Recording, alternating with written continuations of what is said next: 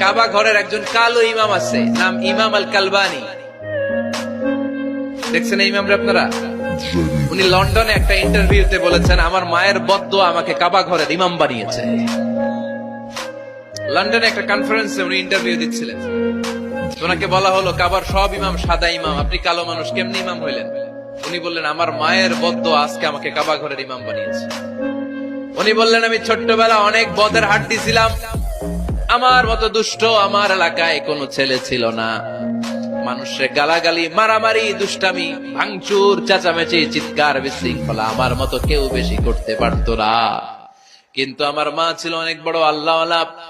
আমার মা জানতেন আল্লাহর কাছে দোয়া করার কত বড় পাওয়ার। আমার মা যখন আমার উপর রেগে যেতেন, আমার মা জানতেন রাগের মাথায় বদদোয়া দিলে বদদোয়া কবুল হয়ে যাবে। এজন্য যখনই আমি বেশি দুষ্টামি শুরু করে দিতাম, আমার মা রেগে আমারে বদ